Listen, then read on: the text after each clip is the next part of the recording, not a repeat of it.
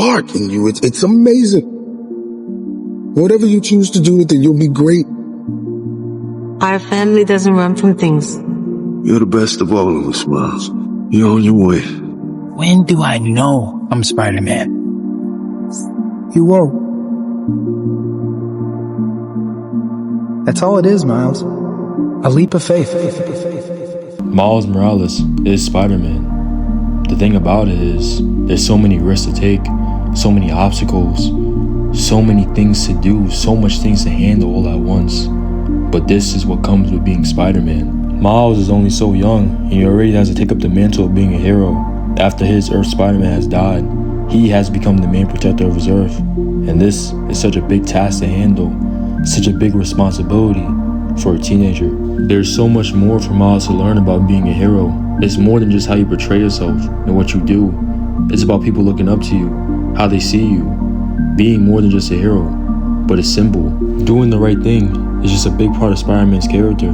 Doing what's right, saving people, saving lives no matter the cost, has always been a fundamental part of just being Spider-Man. The amount of stress and the amount of anxiety that has to come with just being a hero, but then also living your normal life. Miles is extremely intelligent. He goes to school like any other normal kid, but he's different. What kid do you know that can swing from building to building, lift up cars, crawl on walls? It's all unordinary, but at the end of the day, being Spider-Man is extraordinary. But going down this path doesn't come without loss. Miles loses his Uncle Aaron, also known as the Prowler. For Miles, this is such a driving point in his character, a very heartbreaking point. Losing the man he once looked up to, losing the man he used to joke around with and hang out with, knowing that he'll never see him again. For Miles, this is the worst thing that happened to him. This is essentially Miles' Uncle Ben moment. The drive to become Spider-Man is tougher, it's stronger than it was before.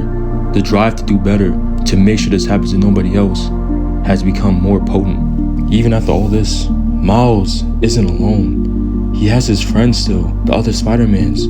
They understand what this pain is like, what it's like to lose somebody, what it's like to go through this. My point is to tell y'all this, just beyond the Spider-Verse movies, is that you are not alone. Miles doesn't have to be perfect. He doesn't have to be the most spectacular Spider-Man that ever lived. He just needs to do what's right. And across the Spider-Verse, Miles learns that his father may die, and this, to take another loss, to lose somebody else, his father this time, he knows he needs to stop it. There's gotta be another way. Miguel O'Hara, also known as Spider-Man 2099, tells Miles, it just has to happen this way, kid. It has to be this way. But does it? To tell a child that your father's going to die, and it just has to happen because it's fate, and expect them to accept it, it's just wild. Miguel needs to look at Miles from another perspective, not just as a Spider-Man, but as a child.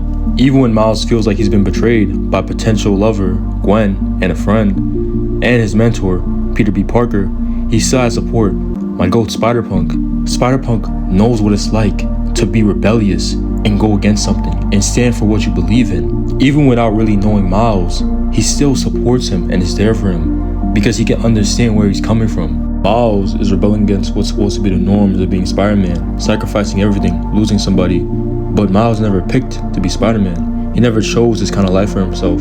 It just happened to him. I guess it was fate. The thought of just living an ordinary life is no more.